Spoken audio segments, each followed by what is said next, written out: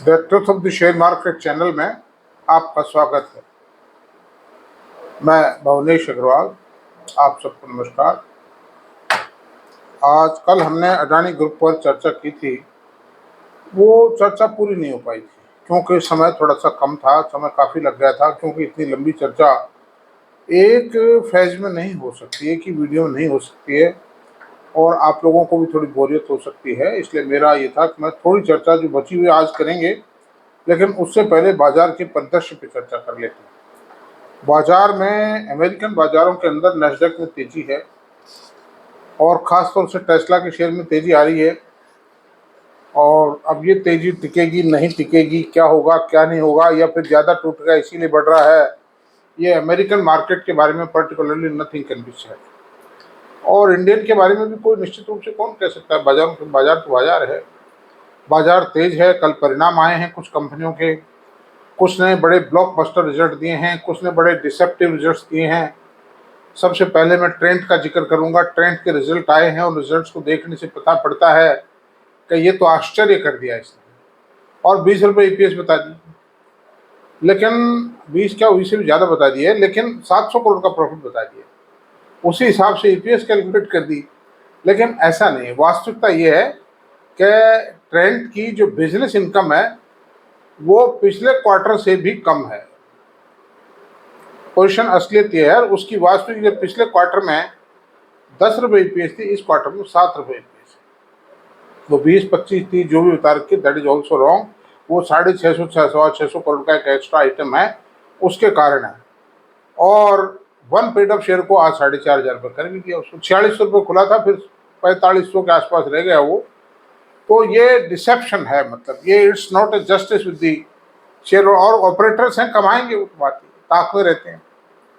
Another thing, Poonawalla के result आए। पूनावाला के रिजल्ट बहुत शानदार है। 93% year on year profit jump, जिसमें कोई हेरा फेरी नहीं, मतलब साफ है। 24,000 करोड़ का इसका एयूएम टच हो गया है। लेकिन आप देखिए, इतना ब्लॉकबस्टर रिजल्ट आने के बाद भी पूनावाला में कोई खास बढ़त नहीं आई, 2-4-5 रुपये बढ़े हैं। अब पूनावाला का आया, ट्रेंड का आया, और एक केपीआईटी का रिजल्ट भी ब्लॉकबस्टर रिजल्ट है। और केपीआईटी का रिजल्ट इतना ज़बरदस्त ब्लॉकबस्टर है कि करीब 50%, 47-48% जो है प्रॉफिट आफ्टर टैक्स में ग्रोथ आई है ईयर ऑन ईयर, और quarter on quarter 11%। It's a remarkable blockbuster growth. और आईटी सेक्टर की कंपनी है, मैं समझता हूँ ये अकेली आईटी कंपनी है जिसने इस प्रकार के ब्लॉकबस्टर रिजल्ट्स दिए हैं। And I am happy to note, और उनकी जो सीएफए थी वो सुबह आई थी टीवी पर, और वो भी कह गई है कि our growth will continue. She was firm. उनकी, उन मैडम की जो बॉडी लैंग्वेज थी, it was strong to show that share में अभी भी ग्रोथ बाकी है। और 29-30 तक, सन 2029-30 तक का वो कह रही है कि हमारे जो क्लाइंट्स है उन्होंने प्रोग्राम तैयार कर लिए हैं, and we will continue to get the order, and the growth will continue till 2030। जो आज के 6 साल बाद तक की ग्रोथ के लिए अश्योर कर रहा है, तो कुछ तो दम है ही, मतलब उसमें। लेकिन ये बात सही है कि अगले, इस साल जो ग्रोथ आई थी केपीआईटी में, वो अगले साल नहीं आएगी। क्यों नहीं आएगी? इस साल क्यों आई ज़्यादा ग्रोथ? 60-70%, 80% भी आई कुछ क्वार्टर्स में। उसका कारण था कि केपीआईटी ने एक कंपनी खरीदी थी, तो उस कंपनी के इस साल प्रॉफिट और टर्नओवर में जुड़ने के कारण, जुड़ी हो, तो टर्नओवर भी बढ़ा हुआ दिखाई दे रहा था, प्रॉफिट भी दिखाई दे रहा था।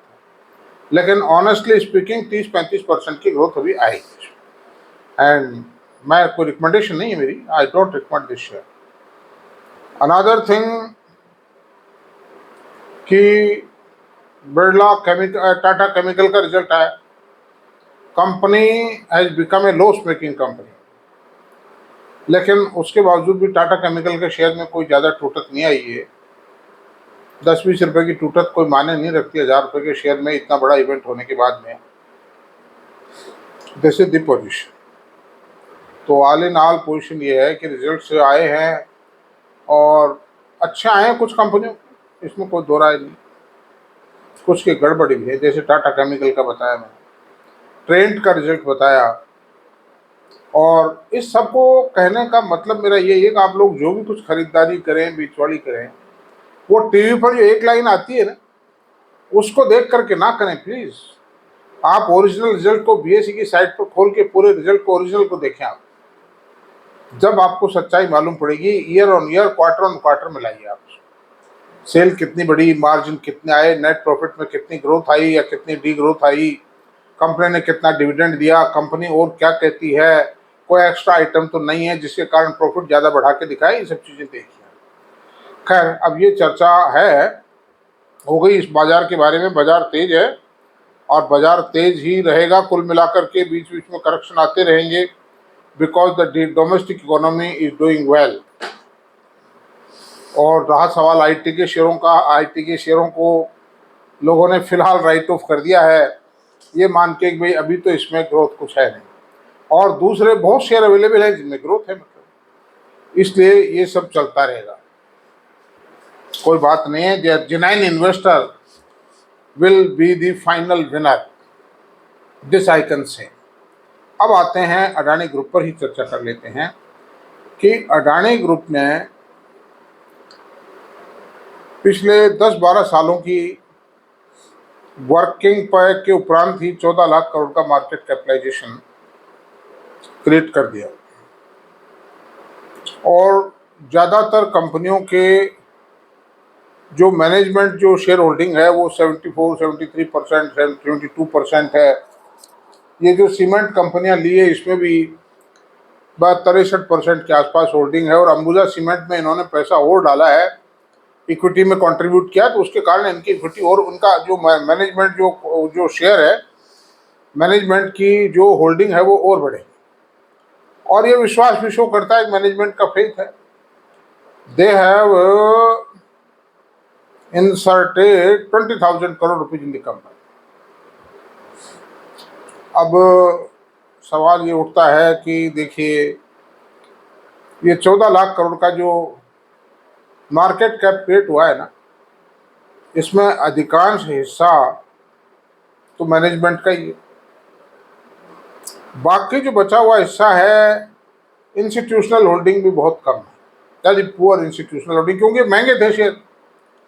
शुरू में तो जब ये शेयर आए, जैसे अडानी ग्रीन एनर्जी आया, तो कौन मान सकता था जी 4,000 हो जाएगा, और 4,000 होने के कारण भी नहीं थे, और भी बहुत सी कंपनी आई थी ग्रीन एनर्जी की, वो है, मतलब ऐसा कैसे मान सकते हो आप, तो खरीदे नहीं, कोई ऐसा ऐसे नहीं, छोटे बड़े इन्वेस्टर, रिटेल इन्वेस्टर, किसी ने नहीं खरीदा, ये उस शेयर को तेज करते चले गए। उस तेजी के अंदर कुछ ट्रेडर और कुछ जोशीले और उतावले इन्वेस्टर्स लिपट गए, और 3,000, जब 4,000 शेयर हुआ है तो 2.5 में, 3 में, 3.5 में, 4 में भी कुछ लोगों ने खरीदा ही हुआ। अडानी ट्रांसमिशन, जिसको अडानी एनर्जी कहते हैं, उसमें भी कुछ लोगों ने खरीदा होगा, और अडानी टोटल गैस में भी खरीदा होगा, और अडानी पावर तो चलो कोई बात नहीं,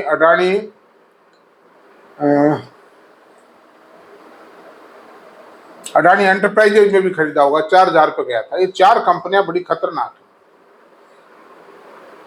तो एक्चुअली देखिए, अभी तक भारत में जितने भी उद्योगपति पनपे और उन्होंने अपना कमाल और कौशल दिखाया, चाहे वो टाटा हो, चाहे बिरला हो, चाहे अंबानी हो, चाहे आईटी सेक्टर के अंदर इन्फोसिस हो, चाहे एचसीएल टेक्नो ग्रुप हो, और भी चाहे जिंदल्स हो, किसी भी ग्रुप ने ऐसा नहीं किया है कि उन शेयरों को ऊपर में ले जा करके और अटका दिया, इन्वेस्टर को अटका दिया।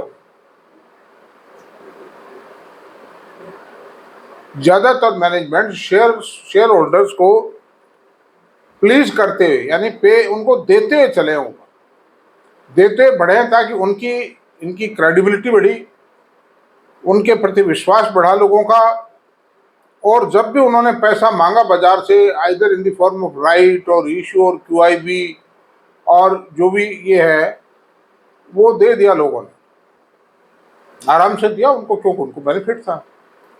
लेकिन अडानी जी ने ऐसा नहीं किया। अडानी जी के शेयरों में पब्लिक तो अभी तक लूजे है, अभी तक आप देखिए, जो ऊंचे भाव में खरीदे उन्हें है ही, मतलब लूजर ही हैं। और दूसरी बात है, किसी ने अडानी ग्रीन या कोई भी इनका शेयर खरीद के मान लो 200 रुपये में खरीदा या 500 में खरीदा, उसको 700 में बेच गया ट्रेडर टाइप आदमी, 800 में बेच गया, 1000 में बेच गया, फिर वो तेजी लगी, फिर 1500 में खरीद गया, फिर 2000 में बेच गया। तो लालच रहता है ट्रेडर को, इस तरह से 3, 3.5, 4 हज़ार तक खरीदता चला, अगर मटक गया हो, अंतिम जो 2-3 डील होंगी उसमें फंस गया हो। तो ये अच्छी बात नहीं रही है।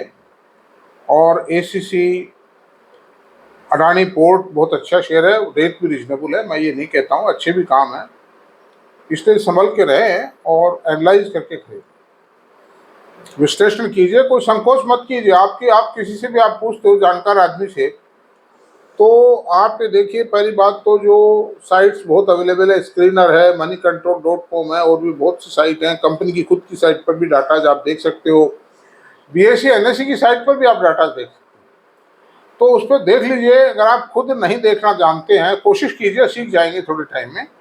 ये परमानेंट काम आने वाली चीज़ है, ये टेम्परेरी चीज़ नहीं है, it will be useful for your entire life. आप ये मत सोचिए कि पढ़ने लिखने से क्या होता है। मैं इसका सबसे बड़ा उदाहरण दूंगा कि मेरे कुछ मित्र जवाहर सर्किल पे मुझे वॉकिंग पे मिलते थे, वो मैं उनसे कहता था भाई हम तो पढ़ लिख करके ही कुछ करते हैं, तो मुझे वो कहा करते थे कि पढ़ाई लिखाई तो आप करो, हम तो नोट छापेंगे। मैं चुप रह जाता था, भाई ठीक है, बुजुर्ग थे वो, पढ़े लिखे आदमी थे, ऐसी बात नहीं, अच्छे लोग थे, कि नोट तो पढ़ाई लिखाई तो आप करो, हम तो नोट छापेंगे। फिर 1.5-2 साल बाद मुझे मालूम था क्या होगा। मैंने उनसे पूछा, क्यों साहब क्या रहा? कहते जी क्या रहना था, अब हमसे क्या मतलब, तो हो गई, मतलब निमट निमटा कैसे। तो आप पढ़ाई लिखाई बुरी चीज नहीं है। अब जैसे मेरा ये वीडियो है, कम से कम इसको ही देख लीजिए आप, हैं, इससे ही बहुत कुछ समझ में आ जाएगा, बहुत कुछ डायरेक्शन मिल जाएगा। मैंने सारी चीजें बताई कल मोटे मोटे रूप में, वीडियो पर इतनी चीजें बताई जा सकती। At end after overall I am writing this video preparation is a process to prepare a book on the share market. प्रक्रिया ये है ना, इसलिए आप देख लीजिए, सुनिए। और मैं बीच में थोड़ा भूल जाता हूँ कहना, आपसे मेरा निवेदन ये भी है कि जो भी मेरा वीडियो देखते हैं, पसंद आ रहा है, और हो सकता है एक वीडियो ना पसंद आए, इतने डेली एक वीडियो जारी कर रहा हूँ, तो आप इसको प्लीज़ लाइक करें, सब्सक्राइब करें, लाइक करें, शेयर करें, कमेंट करें। मेरी इतनी सी आपसे निवेदन है, करते रहें आप, कोई दिक्कत नहीं, कर दें प्लीज, मतलब। और तो अडानी ग्रुप ने अभी तक शेयर होल्डर्स को कुछ नहीं दिया। रिलायंस ने बहुत कुछ दिया था, टाटाज ने बहुत कुछ दिया, कुछ बिड़लाज ने भी दे दिया है, और जिंदल्स ने खूब दिया लोगों को, भारतीय एयरटेल ने खूब दिया, इन्फोसिस ने खूब दिया, HCL टेक्नो ने खूब दिया है अपने शेयर होल्डर्स को, दे हैव प्लीज्ड। और जो छोटे ग्रुप्स थे उन्होंने भी दिया है, लेकिन ऐसा ये गलत बात है जो इन्होंने किया, इससे कोई नतीजा भी नहीं निकला, कोई रिजल्ट नहीं आया। जो इनकी प्लानिंग थी, मैं समझता हूँ ये प्लान हो सकता है कि मैं इनको बहुत ऊंची रेट पे ले जाके और FPO लाऊं या कोई राइट इश्यू जारी करूं, उसके जरिए मैं ऊंची रेटों पे इकट्ठा कर लूं, तो उसका 2 बेनिफिट होगा कि एक तो मेरे को इक्विटी कम बढ़ेगी कंपनी, क्योंकि महंगे भाव में दूंगा मैं, और दूसरा ये होगा कि मुझे काफ़ी सारा पैसा बहुत कम इक्विटी बढ़ने के परिणाम स्वरूप मिल जाएगा। लेकिन वो बात पार पड़ने वाली नहीं थी। होता क्या है कि आप जब खेल रहे हो बाजार में और गलत खेल खेल रहे हो, तो जो बड़े प्लेयर्स हैं, पढ़े लिखे लोग हैं, वो कुछ नहीं बोलते हैं उससे। लेकिन जब आप कुछ लेके आते हो कि आप मुझे दीजिए, जब फिर वो उसका हिसाब किताब चुकता करते हैं। आप मेरी बात समझ गए, in the form of dialogue. इसलिए ऐसा है कि ये सब ठीक नहीं रहा है, और बस मेरा निवेदन यही है कि इन शेयरों के अंदर ACC अंबुजा में जो भी आप करें, अपने फाइनेंशियल एडवाइजर से बात करें, सोचें समझें। पैसा इतनी आसानी से नहीं कमाया जा सकता। आपने बड़ी मुश्किल से अपनी बचत की है, आपने अपने परिवार के बच्चों के भविष्य के लिए किया, इसलिए ऐसा मत करें प्लीज़। देखें, भाले समझें। और अब परिणाम आ रहे हैं, और कई कंपनियों के आने हैं, वरुण ब्रेवरीज का भी परिणाम आना है, हिंदुस्तान एरोनॉटिक्स का आना है, भारत इलेक्ट्रॉनिक्स का आना है, जोमेटो का आना है। ये वो कंपनियां अभी काफ़ी बाकी है, अरविंदो फार्मा का आना है, ल्यूप दवा कंपनियों के सारे के रिजल्ट आने हैं। और ये सारे मतलब जो भी मतलब एफएमसीजी कंपनीज है उनमें से भी अभी खाली नेस्ले का रिजल्ट आया, बाकी सबके परिणाम आने हैं। इस तरह से उन परिणामों को देखना है, उसके आधार पर निर्णय लेना है। जो भी होगा परिणामों को पढ़ना शुरू करें। और पूनावाला के संबंध में भी आप अपने फाइनेंशियल एडवाइजर से चर्चा करें। ये एक बहुत अच्छा ग्रुप है, बहुत स्ट्रॉन्ग ग्रुप है, पहली लिस्टेड कंपनी है। ये भी अपनी ताकत भी दिखाएंगे और बाज़ारों में जमना भी चाहेंगे। तो इस विषय में भी आप अपने फाइनेंशियल एडवाइजर से चर्चा कर लीजिए। मेरा कोई रिकमेंडेशन नहीं है प्लीज़। तो आज का वीडियो तो यहीं समाप्त करते हैं, कल मिलते हैं, कई और नए सब्जेक्ट पर चर्चा करें। That's all, thank you.